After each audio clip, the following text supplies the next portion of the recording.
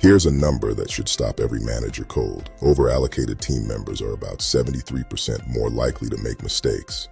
Push a person past 100% capacity and the work doesn't just slow down, it breaks. And yet most projects kick off the same way every time. A plan for the work, a plan for the money, and a vague hope that the right people and equipment will magically show up when you need them. There's a tool that kills that guesswork. It's called the resource breakdown structure. Let me show you how it works. Welcome to Catalyst Grid, and my name is Kingsley Aimufua, your host. Today we're breaking down the third piece of our planning puzzle. If you caught my breakdowns of the WBS and the CBS, this is the third piece of the puzzle. The work breakdown structure tells you what needs doing. The cost breakdown structure tells you what it costs. And the RBS tells you who and what you actually need to get it done. It's a hierarchical map of every resource a project will consume: people, equipment, materials, facilities, and services. Organized by type from broad categories right down to the individual role or asset. One quick rule that trips people up: money itself is not a resource in the RBS. The RBS lists the things you spend money on: the crew, the crane, the steel, the software licenses. The dollars themselves live over in the CBS. Keep those two straight. Resources here, costs there, and your whole planning process gets dramatically cleaner. At the very top of the tree sits your project. Level 1 breaks it into broad resource categories. The usual 5.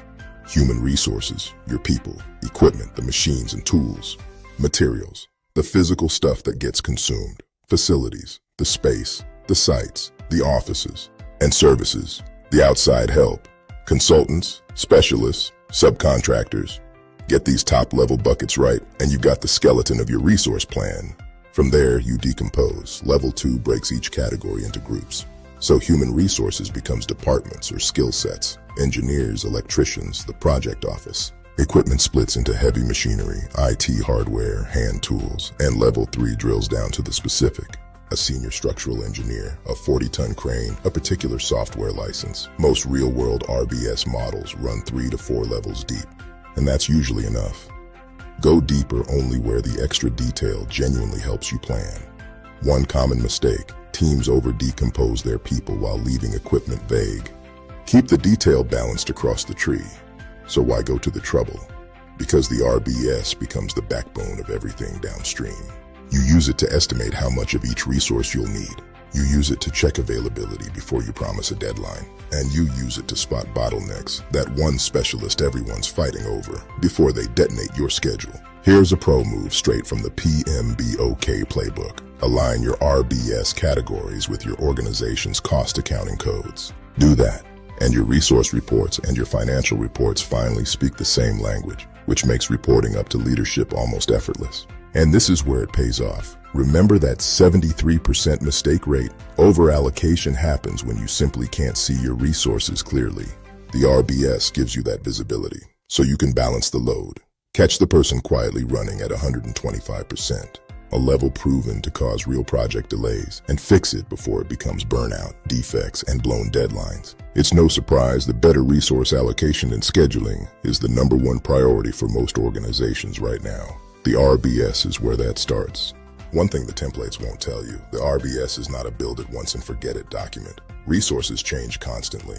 People leave, equipment breaks down, priorities shift, new work lands. The teams that get real value treat the RBS as a living document, updating it right across the project so the picture always matches reality. A resource plan that's 3 months stale is just a nicely formatted guess. Let's lock the big idea in. The WBS is what needs to be done. The RBS is who and what is needed to do it. They're different tools, but they're made to work together. Lay them side by side, and suddenly every task has its people and its tools attached. That's the moment a plan stops being a wish and becomes a schedule you can actually deliver. And when you add the CBS on top, the cost of all those resources, you've got the complete picture: work, resources, and money all reconciled. So, the next time you're staring at a project plan, wondering whether you've really got the people and the kit to pull it off, don't guess. Build the resource breakdown structure and let the tree tell you the truth. If this helped it finally click, hit subscribe to Catalyst Grid. If this made budgeting finally click, hit subscribe to Catalyst Grid, where we break down the frameworks that run real projects. I'm Kingsley Aimufua. I'll see you in the next one.